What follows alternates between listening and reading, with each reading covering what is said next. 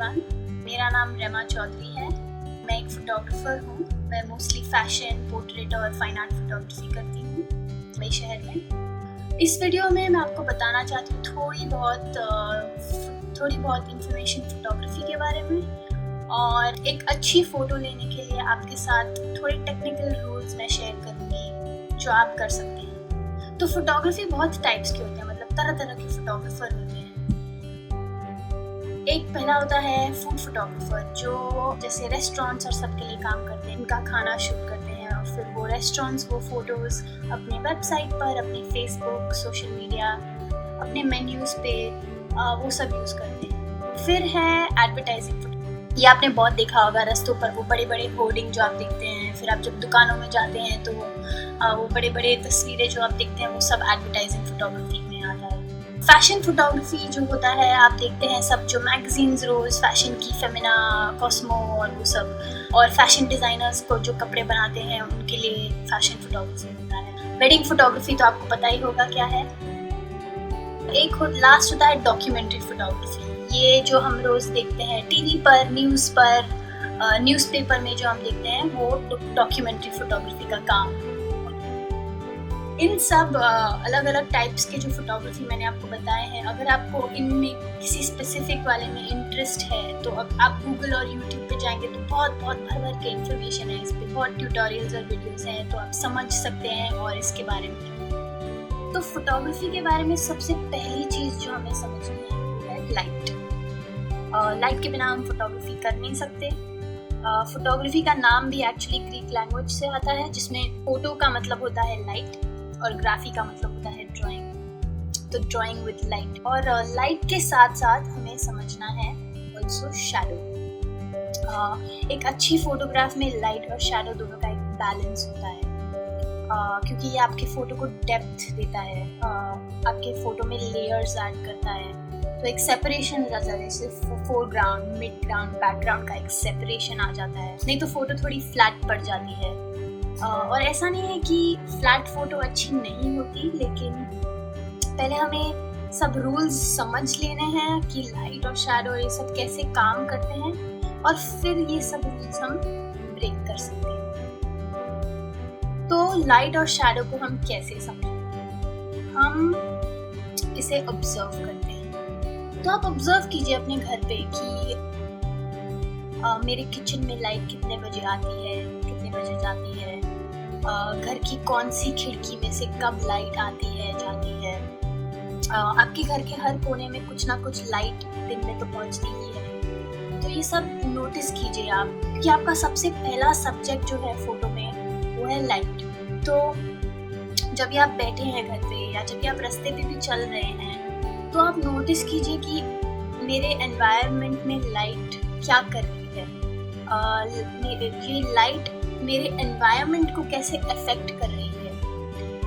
जैसे अगर लाइट आपकी दीवार पे गिरती है तो ये दीवार का टेक्सचर दिखता है क्या, मतलब अगर आपको अपनी फ़ोटो में दिखाना है ये दीवार का टेक्सचर, तो किस डायरेक्शन से लाइट आनी चाहिए कि टेक्सचर भी दिखे मेरी फ़ोटो में।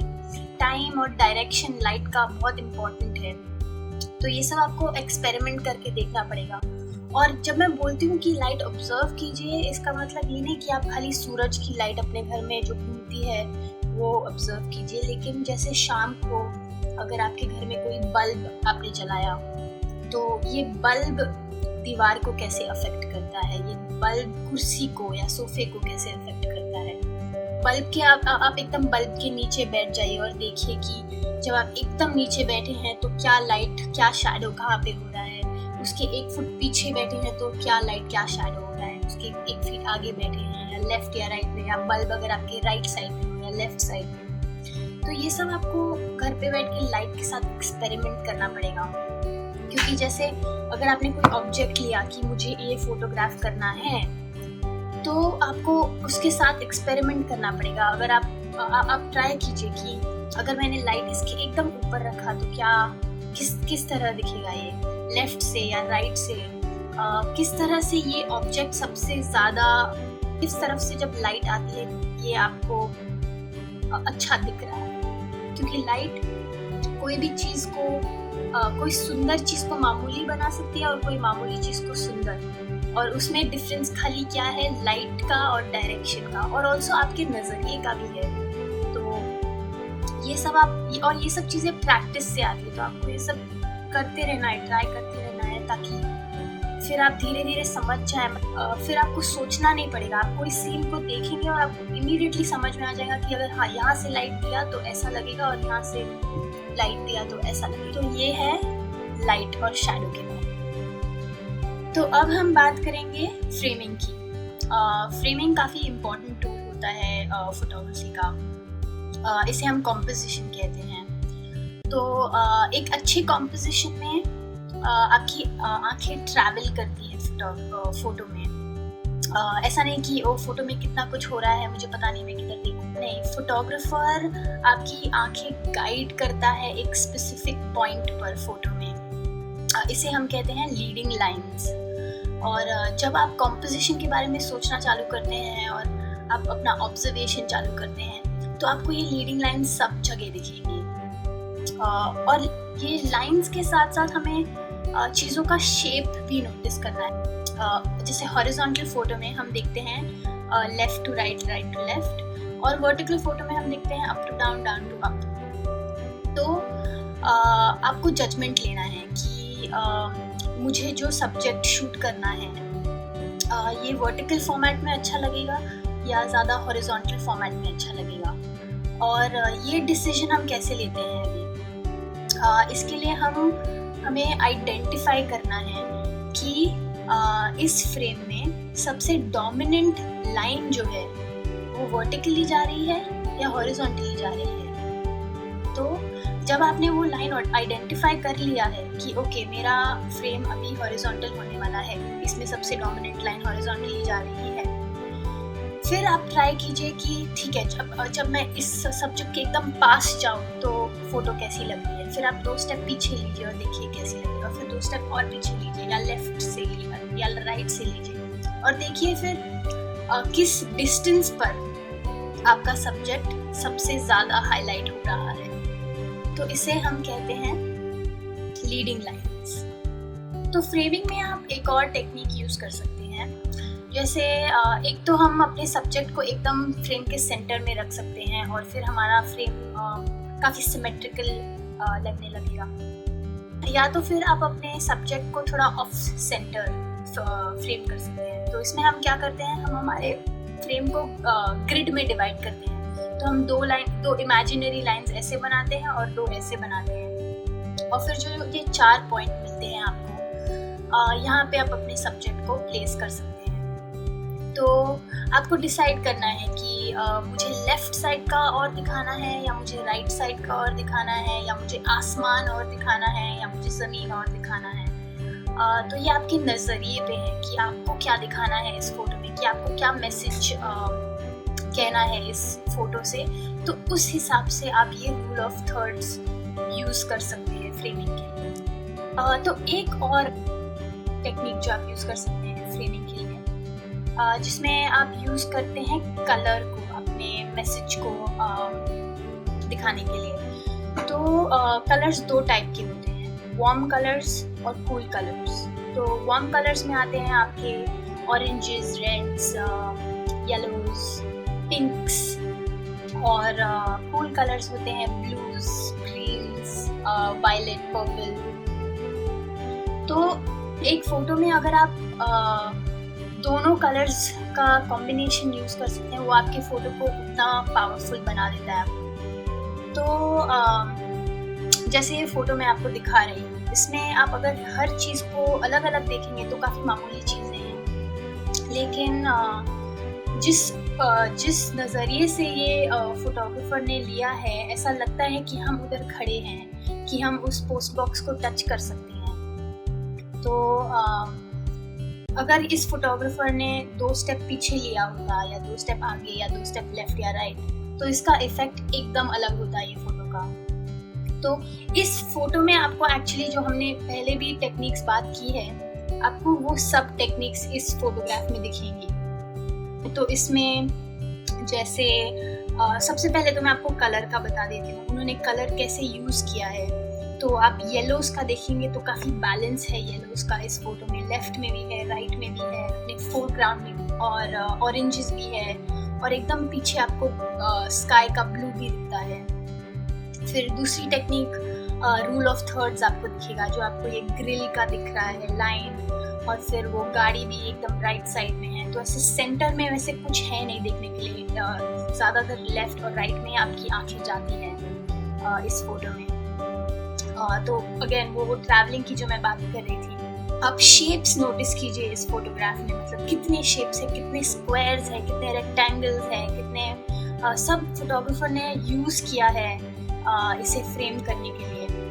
और एक और चीज़ जो आपको इसमें दिखेगी वो है सेपरेशन, जिसकी मैं बात कर रही थी। इस फोटो में काफ़ी डेप्थ है, इसमें एक सेपरेशन है कि फोरग्राउंड है, ये मिड ग्राउंड है और ये बैकग्राउंड है। तो आपको दिख रहा है ये फोटो में कि ये काफ़ी दूर तक जाता है। तो इसीलिए मुझे आपको ये फोटो दिखाना था, क्योंकि इसमें सब टेक्निक्स काफ़ी अच्छी तरह यूज़ की गई है। और तो इसीलिए जब भी आप फ्रेम कर रहे हैं एक फ़ोटो को, तो आप पूछिए अपने आप से कि क्या ये जो फ्रेम मैं ले रहा हूँ, क्या इस सब्जेक्ट के लिए क्या ये सबसे बेस्ट फ्रेम है। इसीलिए आपको ट्राई करना चाहिए, थोड़ा आगे जाके, पीछे जाके, लेफ्ट जाके, राइट जाके, सब। तो आपको सबसे अच्छा, मतलब जो आपका सब्जेक्ट हाईलाइट हो रहा है, तो इसी तरह से आपको मिलेगा प्रैक्टिस करके। सब ट्रायल एंड एरर करके ही ये आदत होती है। आपको अपनी आंखों को ट्रेन करना पड़ेगा ये सब चीज़ें देखने के लिए।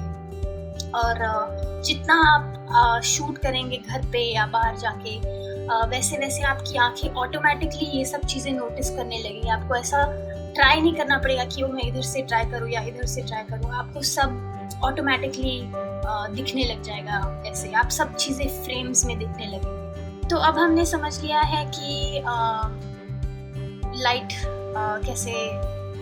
को कैसे रीड करने का, फ्रेमिंग कैसे का, लेकिन हम इस इंफॉर्मेशन के साथ करें क्या, हम इसमें अपना नज़रिया कैसे लाएं, अपना एक्सपीरियंस कैसे लाएं, अपना इमोशन कैसे लाएं, क्योंकि सब लोगों का नज़रिया अलग होता है। जो चीज़ मुझे सुंदर लगे वो आपको ना लगे, जो चीज़ आपको सुंदर लगे वो मुझे ना लगे। तो आपको नोटिस करना है कि आपको कौन सी चीज़ें इंटरेस्टिंग लग रही हैं, कि किस चीज़ की फ़ोटोग्राफ आपको लेनी है, किस चीज़ों की तरफ आप ग्रेविटेट करते हैं। और ये प्रैक्टिस से आता है। आप शूट करते रहिए, आप रोज़ शूट करेंगे तो आपको आप अपने आप के बारे में भी सीखेंगे कि मुझे क्या चीज़ें अच्छी लग रही हैं, मुझे क्या फील हो रहा है अंदर इन चीज़ों से।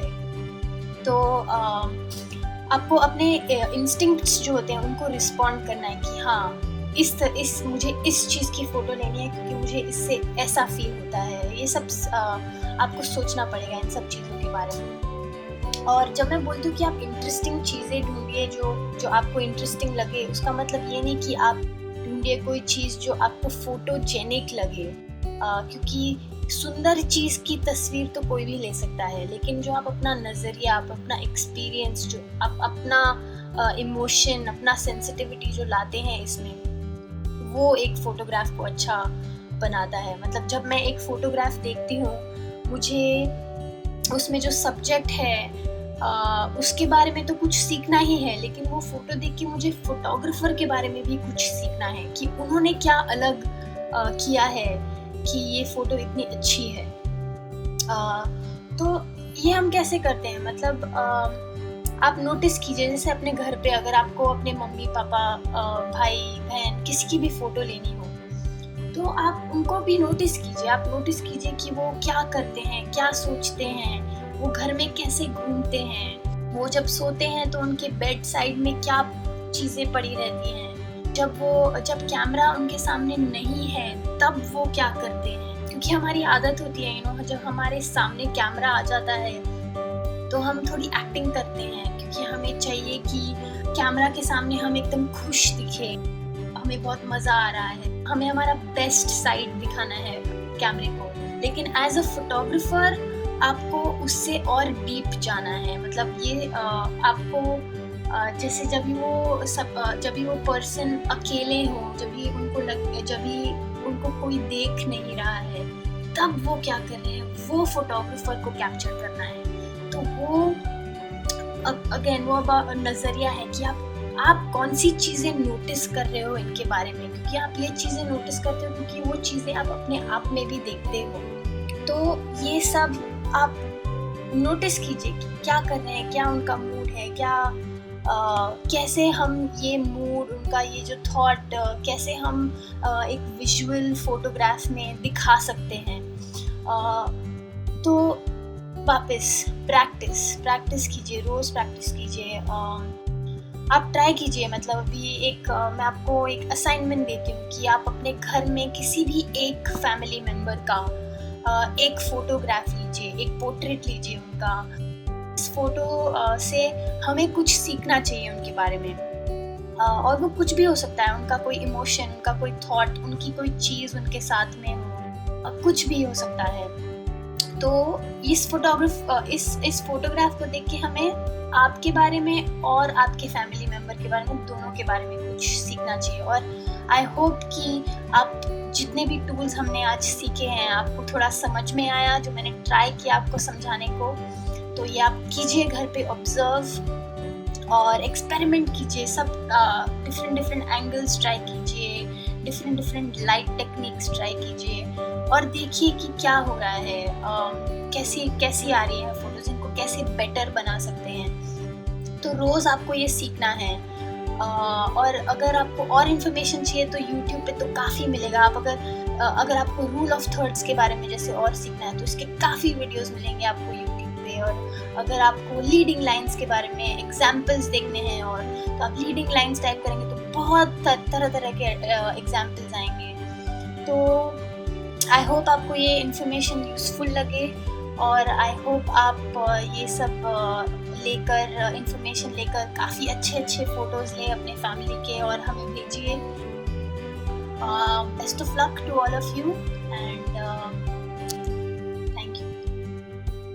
आप सभी बच्चों से यह अनुरोध है कि आप भी इस प्रतियोगिता में हिस्सा लीजिए और अपनी एंट्रीज को हमारे पास भेजिए। आप अपनी एंट्रीज हमें 3 तरीकों से पहुंचा सकते हैं। पहला, व्हाट्सएप द्वारा इस नंबर पर भेज सकते हैं। नंबर है 9321961744 9321961744। दूसरा, आप हमें ईमेल भी कर सकते हैं इस मेल आईडी पे BEPCDBPROGRAM@gmail.com, या आप हमें डाक के माध्यम से भी अपनी एंट्रीज भेज सकते हैं इस पते पर। गुणवत्ता संभाग, बिहार शिक्षा परियोजना परिषद, शिक्षा भवन, राष्ट्रभाषा परिषद परिसर, सैदपुर, राजेंद्र नगर, पटना 800004। बच्चों, आपको अपनी एंट्रीज हमें इस प्रारूप में भेजनी है। सबसे पहले विद्यार्थी का नाम, फिर विद्यालय का नाम, उसके बाद कक्षा और एकदम अंत में जिला। इस तरह से लिखकर आप अपनी एंट्रीज हम तक पहुंचा सकते हैं। और याद रखें, आप हमें अपनी एंट्रीज आने वाले शुक्रवार शाम 6 बजे तक ही भेज सकते हैं। धन्यवाद।